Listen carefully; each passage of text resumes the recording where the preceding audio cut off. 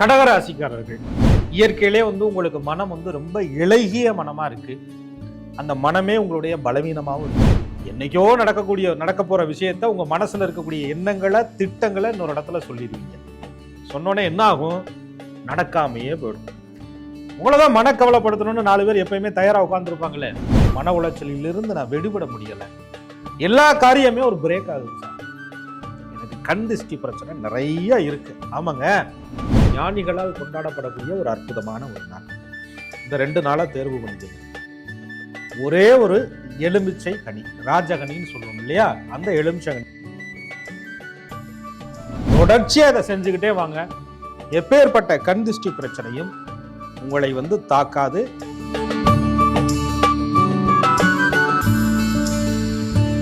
குரு வாழ்க, குருவே துணை. அனைவருக்கும் புத்தாண்டு நல்வாழ்த்துக்கள். கல்லடிபட்டாலும் கண்ணடிபடக்கூடாது என்று சொல்லுவார்கள். அதாவது கண் திருஷ்டி பிரச்சனையினால நிறைய பாதிப்புகள் வருவது உண்மையான்னு கேட்டா நிச்சயமாக உண்மை. அதை தான் நம்ம சாஸ்திரத்துல அதர்வண வேதம் என்று ஒரு வேதம் இருக்கிறது. அந்த வேதத்துல நிறைய சாஸ்திர தாந்திரிக மாந்திரிக பரிகார முறைகளை பற்றி ஞானிகளே சொல்லி வச்சிருக்கிறாங்க. நம்மளை சுத்தி இருக்கக்கூடிய, நாம் வசிக்கிற பகுதிகளில் இருக்கக்கூடிய மூலிகைகள், வீட்டு உபயோக சமையலுக்கு பயன்படுத்தக்கூடிய பொருட்கள், இது அத்துணையும் பயன்படுத்தி நமக்கு ஏற்படக்கூடிய பிரச்சனைகளிலிருந்து தற்காத்துக் கொள்வது எப்படி அப்படிங்கிறத 12 ராசிக்கு நம் ஞானிகள் தெளிவா சொல்லியிருக்கிறாங்க.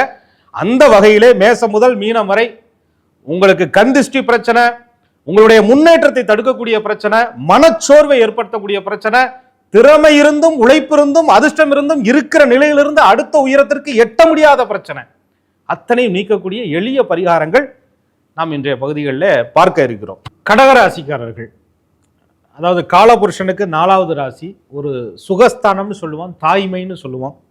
சந்திரனை அம்சமாக பெற்றவர்கள் நீங்கள். இயற்கையிலே உங்களுக்கு மனம் ரொம்ப இளகிய மனமா இருக்கு. அந்த மனமே உங்களுடைய பலவீனமாகவும் இருக்கு. காரணம் என்னன்னு கேட்டீங்கன்னா, உங்க மனசை துக்கப்படுத்தும் விதமா நீங்க எவ்வளவு மன திடமா வேணாலும் இருங்க. இன்னைக்கு நான் தைரியமா இருப்பேன், இன்னைக்கு நான் சந்தோஷமா இருப்பேன், இன்னைக்கு என் குடும்பத்தோட சுற்றுலா போக போறேன், இன்னைக்கு நாங்கள் எல்லாரும் சேர்ந்து ஒரு நல்ல விஷயத்தை செய்ய போறோம் அப்படின்னு நீங்க திட்டமிடும் பொழுது அந்த காரியம் யார்கிட்டயாவது சொல்லிவிடுவீங்க. எப்படி சொல்லுவீங்க? என்னைக்கோ நடக்க போற விஷயத்த உங்க மனசுல இருக்கக்கூடிய எண்ணங்களை திட்டங்களை இன்னொரு இடத்துல சொல்லிடுவீங்க. சொன்னோன்னே என்ன ஆகும்? நடக்காமையே போயிடும். உங்களதான் மனக்கவலைப்படுத்தணும்னு 4 பேர் எப்பயுமே தயாரா உட்கார்ந்துருப்பாங்களே. மன சஞ்சலத்தால், மன கஷ்டத்தால், மன துயரத்தால், ஏன்னா சந்திரன்னா மனோகாரகன். உங்களுக்கு ஒரு பாதிப்பு வந்துகிட்டே இருக்கு. சாப்பாடு இருந்து சாப்பிட முடியல, நோய்க்கு தீர்வு பார்த்துட்டேன், நோய் சரியாயிடுச்சு, ஆனாலும் அதிலிருந்து மன உளைச்சலிலிருந்து நான் விடுபட முடியலை, எல்லா காரியமே ஒரு பிரேக் ஆகுது சார். எனக்கு கண் திஷ்டி பிரச்சனை நிறைய இருக்கு. ஆமாங்க, சூரியனும் சந்திரனும் தான் கண்ணுக்கு காரகர். இடது கண் வலது கண்ணுக்கு இந்த 2 கிரகங்கள் தான் காரக கிரகம்.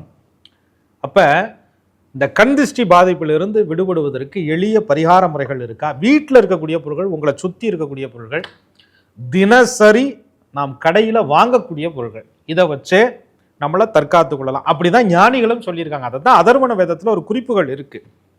அதுல சில மந்திர யந்திர தந்திர முறைகளை பயன்படுத்தி நமக்கு வரக்கூடிய பாதிப்புகளிலிருந்து தற்காத்து கொள்வதற்கு குறிப்புகள் உள்ளன. அந்த அடிப்படையில் கடகராசிக்காரர்கள், உங்களுக்கு ஏற்படக்கூடிய பாதிப்புகள் விலகணும் அப்படின்னு சொன்னா மாதத்துல 2 நாள் உங்களுக்கான முக்கியமான நாள், உங்களை எல்லோரும் எதிர்நோக்கக்கூடிய ஒரு நாள். ஏன்னா சந்திர பகவான் தான் பௌர்ணமி அப்படின்னு சொல்லக்கூடிய ஒரு அற்புதமான நாள், முழு நிலவு நாள். அமாவாசை, அதுவும் ஞானிகளால் கொண்டாடப்படக்கூடிய ஒரு அற்புதமான ஒரு நாள். இந்த 2 நாளா தேர்வு பண்ணிக்கங்க. ஒரே ஒரு எலுமிச்சை கனி, ராஜகனின்னு சொல்லுவோம் இல்லையா, அந்த எலுமிச்சை கனியை கையில் எடுத்துக்க வேண்டியது. 2 துண்டுகளாக, ஒன்று வளர்வுரை பகுதி, இன்னொன்று தேய்பிறை பகுதி, 2 துண்டுகளாக அறுத்து கொள்ள வேண்டும். புது ஆயுதம்னு சொல்லக்கூடிய கத்தியால் அறுத்ததுக்கப்புறம் அந்த எலும்புச்சம்பழத்தை கையில் பிடிச்சிக்க வேண்டியது. கொஞ்சோண்டு மஞ்சள் தூள் ஒரு பகுதியில் முழுவதுமாக தடவி விட்டு, இன்னொரு பகுதியிலையும் முழுவதுமாக தடவி விட்டு, அந்த மஞ்சள் கலந்த கையோடு வலது பக்கமாக 3 முறை, இடது பக்கமாக 3 முறை, தனக்குத்தானே. சந்திரனாலே அம்பாள், இஷ்ட தெய்வத்தை நினச்சிக்கோங்க, உங்கள் குலதெய்வத்தை நினச்சிக்கோங்க, பெண் தெய்வங்களை நினச்சிக்கோங்க.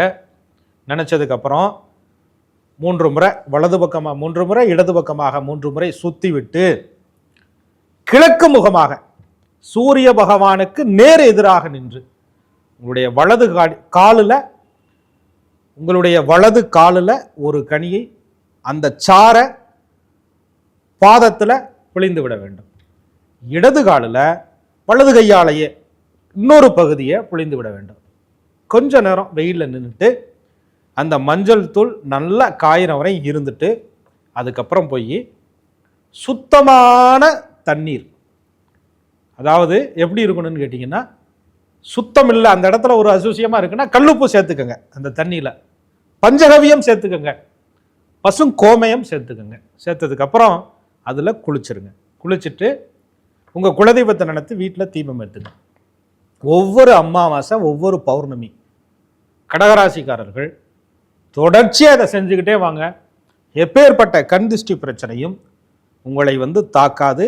இது ஞானிகளால் சொல்லப்பட்ட எளிய தாந்திரீக பரிகாரம்.